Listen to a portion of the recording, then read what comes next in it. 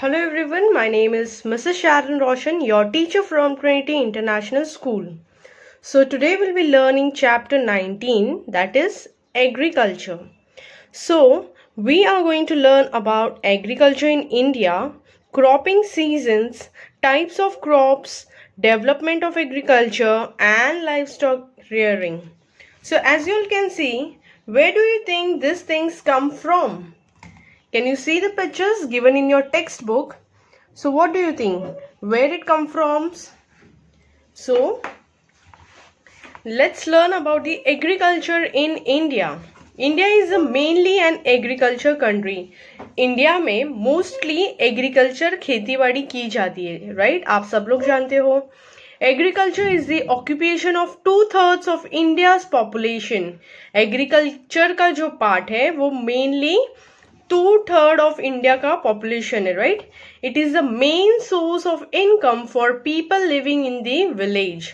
जो गांव साइड में रहते हैं उनके लिए ये मेन सोर्स है. मतलब हम जब बॉम्बे में काम करते हैं तो हम ऑफिसेस में काम करते हैं, कहीं अलग अलग जगह पे सबका काम है, राइट? लेकिन जो गांव में रहते हैं उनके लिए उनका जो मेन सोर्स है, उनको जो इनकम मिलता है, उनका जो मेन काम करने का तरीका है और जो करते हैं वो है एग्रीकल्चर, खेती बाड़ी. ठीक है, तो agriculture gives us food and also provides raw materials like sugarcane. Agriculture से हमें क्या मिलता है? फूड मिलता है. और क्या प्रोवाइड करता है? Raw materials like sugar cane, oil and jute for many industries. बहुत सारे इंडस्ट्रीज के लिए ये रॉ मटेरियल्स पाए जाते हैं और मिलते हैं. India has a favourable climate for growing crops. India के पास ही एक फेवरेबल क्लाइमेट होता है, मौसम होता है, जिसकी वजह से इंडिया में बहुत ज्यादा खेती बाड़ी की जाती है. ठीक है, suitable temperature, water supply, good quality seeds, manure and labour are the basic requirements for farming. Farming की बेसिक रिक्वायरमेंट्स क्या होती है? टेम्परेचर, ठीक है, फिर होता है water, good qualities of seeds. Quality अच्छा होगा सीड्स का तो ही एग्रीकल्चर के जो क्रॉप्स होते हैं that will be good enough to do the farming. ठीक है, अगर सीड्स ही अच्छे नहीं हुए तो वो ग्रो नहीं होंगे. तो ये सारी चीजें हैं वो बेसिक रिक्वायरमेंट्स है खेती बाड़ी करने के लिए, फार्मिंग करने के लिए. ठीक है, farmers in India grow a wide variety of crops. So now we'll talk about cropping seasons. What is it? India has 3 cropping seasons. India के पास 3 क्रॉपिंग सीजन्स है, वो है राबी, खारिफ एंड जाइद. ठीक है, rabi crops are sown in winter. Rabi के जो crops है वो कभी उगाए जाते हैं, कभी सोन करते हैं उसे विंटर में. And harvested in summer. कभी हार्वेस्ट करते हैं उसकी कटनी कब की जाती है? समर सीजन में. Some of the important rabi crops are wheat, barley, peas, gram and mustard. ठीक है, kharif crops are sown in rainy season. Kharif के जो क्रॉप्स सीड्स जो है वो रेनी सीजन में उसे सो किया जाता है. ठीक है, in different parts of country, अलग अलग कंट्री के पार्ट्स में खारिफ क्रॉप्स रेनी सीजन में उगाए जाते हैं. ठीक है, कंट्री आर हार्वेस्टेड बिटवीन, उसकी जो कटनी होती है कभी की जाती है? सितंबर एंड अक्टूबर में. Important crops grown during this season are paddy, maize, jawar, bajra, cotton, jute and groundnut. Another cropping season known as Zaid comes in between the Rabi and the Kharif seasons in the summer months. So, some of the crops grown during Zaid are watermelon, muskmelon and cucumber. So, ये जो है ये जायद के time पे grow करते हैं summer months में. वो कौन सा है? Watermelon, muskmelon and cucumber. So now will talk about the types of crops based on usages. Crops in India are of 2 types. India में 2 टाइप्स के क्रॉप्स है, वो है food crops and cash crops. कौन से? Food crops and cash crops. So food crops, the crops that people grow for their own consumption are called food crops. मतलब जो लोग अभी खेती बाड़ी करते हैं वो खुद के कंजम्पशन के लिए, खुद के घर में यूज करने के लिए जो क्रॉप्स ग्रो करते हैं that are called food crops, ठीक है। The main food crops of India are rice, wheat, maize, millets and pulses.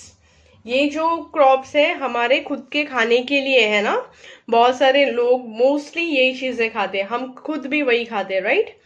सो हम now will talk about rice. Rice is the most important food crop हमारे जैसे लोगों के लिए। राइस तो बहुत एक इंपॉर्टेंट क्रॉप है, food crop. It grows well in the hot and humid areas. वो कहाँ पे अच्छे तरीके से उगता है, जहाँ पे बहुत ज्यादा गरम जगह होती है, मतलब बहुत धूप होता है, ह्यूमिड एरियाज जहाँ पे होते हैं। And receive heavy rainfall, extremely heavy, मतलब जहाँ पे अच्छा खासा बारिश होता है और अच्छी खासी धूप होती है, वहीं पे राइस उगाया जा सकता है। और जैसे कि ये सारी जगहों पे उगाया जाता है, जैसे कि West Bengal, Bihar, Assam, Orissa, Andhra Pradesh, Tamil Nadu, Telangana, Uttar Pradesh and Punjab are the major rice producing states in India. So, rice is the staple food in the eastern and southern parts of India. You must have almost heard कि जब भी साउथ इंडियंस खाना खाते हैं, what they say कि हमको बिना rice खाए हमारा पेट नहीं भरता। Why do they say? क्योंकि ये जो है उनका स्टेपल फूड है। You must have almost heard, मतलब मैंने तो कई बार सुना है ये चीज, आप सब लोग ने भी सुना होगा, क्योंकि साउथ इंडियंस को सिर्फ रोटी खा के, सिर्फ चपाती खा के उनका पेट नहीं भरता है, क्योंकि उनके गांव में, वो जहाँ से आते हैं, जहाँ से बिलोंग करते हैं, उनके गांव में राइस बहुत ज्यादा मात्रा में उगाया जाता है, जिसकी खेती बाड़ी होती है, और वहां का वो स्टेपल फूड है इसके कारण। Now will talk about wheat. Wheat is the second most important food crop of India. ये सेकेंड, अभी राइस आता है फर्स्ट स्टैंड पे और व्हीट आता है second most important food crop में, ठीक है। It grows best in cool and dry condition. वो कहाँ पे अच्छे से उगता है, जहाँ पे एकदम कूल और ड्राई कंडीशन होना चाहिए, जैसे कि Punjab, Haryana, Uttar Pradesh, Maharashtra and Madhya Pradesh are the some of the major wheat producing states of India. और ये it is also the staple food in the northern part of the India. जैसे राइस साउथर्न पार्ट में staple food है, वैसे ही नॉर्थन पार्ट में wheat staple food है, ठीक है। Now will talk about the millets. It include jowar, bajra and ragi. These are the generally grown in highly dry regions or regions of a low rain. जहाँ पे थोड़ा मतलब कम बारिश होता है, वहाँ पे ये उगाया जाता है। Uttar Pradesh, Punjab, Haryana, Gujarat, Karnataka, Rajasthan, Andhra Pradesh and Maharashtra are the chief producers of millets. वहाँ पे ये बहुत ज़्यादा उगाया जाता है। मिलेट्स में ऑल इंक्लूड होता है, जैसे कि जवार, बाजरी and ragi. Now we'll talk about the pulses. Pulses are grown all over the India. Pulses all over India में आपको मिलेगा. This include gram, beans, peas, मूंग, अरहर, उड़द, मसूर, etc. अभी मराठी में इसे करदान्य कहते हैं, पल्सेस को क्या कहते हैं, करदान्य. तो आपने देखा होगा महाराष्ट्र में मोस्टली भाजी खाने के जगह पे वो लोग पल्सेस बहुत ज्यादा खाते हैं, right? So the cash crops. Now we'll talk about the cash crops. Farmers grow from crops only for a sale in the market. अभी farmers क्यों उगाते हैं, खुद खाने के लिए उगाते क्या इतना सारा नहीं, वो लोग क्यों उगाते ताकि वो लोग मार्केट में सेल कर पाए. They are called cash crops. उनको हम बोलते हैं cash crops. The important cash crops in India are, important cash crop कौन से हैं, sugar cane, oil seeds, tea and coffee, jute and cotton and spices. ये इम्पोर्टेंट कैश क्रॉप्स है. Now will talk about the sugar cane. So the sugarcane is an important cash crop. It is used the production of sugar and jaggery. अभी sugar cane किस चीज के लिए use होता है, वो इम्पोर्टेंट क्यों है, क्योंकि उससे जैगरी बनाया जाता है. हम लोग गुड़ बोलते हैं हिंदी में उसे, इंग्लिश में उसे कहते हैं जैगरी. और क्या बनाया जाता है, शुगर, जो हमें डेली यूज होता है, right. India is the largest producer of sugar cane in the world. पूरे वर्ल्ड में इंडिया ही ऐसा देश है जिसमें बहुत ज्यादा मात्रा में शुगर केन का खेती की जाती है, ठीक है. Uttar Pradesh is the leading producer of sugar cane. Uttar Pradesh जो है वो लीड करता है, मतलब लीडिंग प्रोड्यूस, मतलब वहां पे बहुत ज्यादा मात्रा में उगाए जाते हैं.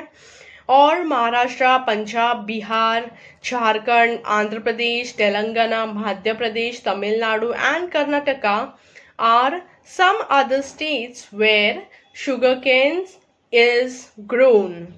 Now we'll talk about oil seeds. Have you ever heard about the oil seeds? Like mustard, जो राई होती है, groundnut, coconut, sunflower and sesame are grown in different parts of India. The oil that is extracted from these oil seeds is used for cooking food. अभी ये seeds में से जो oil निकाला जाता है वो ऑयल किस चीज के लिए यूज करते हैं? खाना बनाने के लिए. They are mostly grown in, कहाँ पे ग्रो होते हैं mostly? Punjab, Gujarat, Andhra Pradesh, Tamil Nadu, Kerala and Karnataka. So now we'll talk about the tea and coffee, are important beverage crops of India. Tea requires warm and wet climate for proper growth. T उगाने के लिए वो climate जो है वो वार्म होना चाहिए, थोड़ा सा वेट होना, उसमें मॉइस्चर होना चाहिए. India is the second largest producer of tea in the world.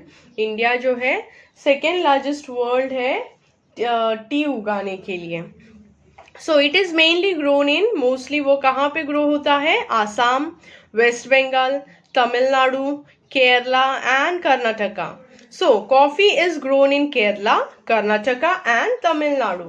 So now we'll talk about jute and cotton. Jute and cotton कहाँ पे mainly grow होते हैं? Our main fiber crops, ये जो है mainly fiber crops है जो India में ग्रो होते हैं. Jute is use to make bags. Jute किस चीज के लिए यूज होते हैं? बैग्स बनाने के लिए, rugs, ropes and carpets. The jute plant is grown in West Bengal. कहाँ पे ग्रो होता है? West Bengal, Bihar and Assam. Cotton is used to make cloth. It is grown in Gujarat, Punjab, Madhya Pradesh, Maharashtra, Andhra Pradesh, Telangana and Tamil Nadu. Now we'll talk about spices. Spices include pepper, chilies, cloves, saffron, cardamom, fenugreek, cumin seeds, nutmeg, cinnamon etc. ये सारा क्या है? गरम मसाले हैं. They have medicinal values and are used to add flavor to food. उनके पास medicinal values भी है, जैसे कि खांसी वगैरह होती है तो ब्लैक पेपर खाया जाता है, आप सबको मालूम है, राइट? और इसमें मेडिसिनल औषधि चीजें भी है और इसमें फ्लेवर्स भी है जो खाने में फ्लेवर आता है. They are grown mainly in Kerala and Karnataka. Kerala is the largest producer of spices in India. Kerala में बहुत ज्यादा स्पाइसेस उगाया जाता है, जो केरला ही है जो इंडिया का लार्जेस्ट प्रोड्यूसर है ऑफ स्पाइसेस, गरम मसाला. ठीक है. Now will talk about the development of agriculture. In earlier times, farmers used animals and simple tools like plow, sickle and spade for farming. पहले के टाइम पे फार्मर्स क्या use करते थे? एनिमल्स को यूज करते थे खेती बाड़ी करने के लिए, फार्मिंग करने के लिए. प्लाव यूज करते थे, स्पेड यूज करते थे. लेकिन irrigation was done manually. Irrigation जो था वो इंसान खुद करता था, मैनुअली करते थे. A lot of changes have happen in agriculture. Agriculture field में भी बहुत सारे चेंजेस आए. Sector over period of time. Many modern machines are used by farmers these days. So many modern machines are used by farmers these days. अभी बहुत सारे modern machines use करते हैं farming करने के लिए. Since independence, India has made great progress in the field of agriculture. Independence के बाद से इंडिया ने बहुत सारे प्रोग्रेस लाए हैं एग्रीकल्चर फील्ड में. The government has been taking various steps to develop agriculture and improve the condition of farmers. Government भी बहुत सारे स्टेप्स और बहुत सारे चीज़ें करते आ रही है एग्रीकल्चर को इम्प्रूव करने के लिए और फार्मर्स को भी थोड़ा हेल्प करने के लिए. Some of steps taken by government are as follows. जैसे कि आज भी ये गवर्नमेंट के स्टेप्स जो है फॉलो किए जाते हैं, जैसे कि educating farmers about the benefits of using better quality seeds, pesticides and fertilizers. उनको एजुकेट किया जाता है कि बेटर सीड्स के बारे में, पेस्टिसाइड्स के बारे में, फर्टिलाइज के बारे में उनको जानकारी दी जाती है. फिर providing farmers with high quality seeds if required. Government farmers को ये हाई क्वालिटीज के सीड्स भी देते हैं अगर रिक्वायरमेंट होगी तो. Providing financial help to farmers in the form of loans to enable them to buy tractors and other modern equipments for farming. उनको लोन के इसमें सहायता से उनको हेल्प भी की जाती ताकि उनको अगर ट्रैक्टर वगैरह खरीदना है तो लोग लोन पे ये सारी चीज़ें ले सकते हैं. Multi-purpose projects have been built to supply water for irrigation. देखो, modern sprinkler system use for watering the field. तो यहाँ पे देखो, आप ये पिक्चर में देख सकते हो कि कैसे वाटर स्प्रिंकल हो रहा है एग्रीकल्चर में.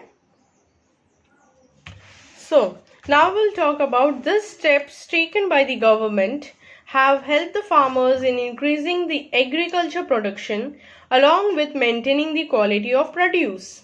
Now, difference between old and new methods of farming. Old method में क्या था? Traditional and age old equipment.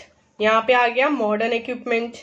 फिर है cultivation carried out in smaller areas as many people were required to cultivate. लेकिन अभी cultivation carried out extensively as machines are used.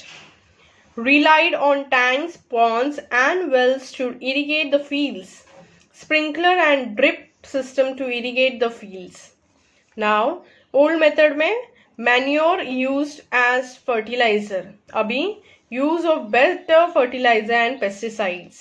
Old method में less yield और यहाँ पे more yield. So now we'll talk about the livestock rearing. Animals that are brought up in farms for our use or for making profit are called livestock. अभी जो animals हम लाए जाते हैं हमारे यूज के लिए, हमारे फार्मिंग के लिए, उनको कहा जाता है लाइव स्टॉक. ठीक है. Domesticating and looking after this animal is called live stock rearing. मतलब इन एनिमल्स का देखभाल करना, केयर करना, उसी को कहते हैं डोमेस्टिकेटिंग लाइव स्टॉक रेयरिंग. ठीक है. तो live stock rearing has been a vital part of our agriculture activity. Domesticating ये livestock जो rearing जो है वो एक पार्ट ही है, एग्रीकल्चर एक्टिविटी का एक पार्ट हो जाता है.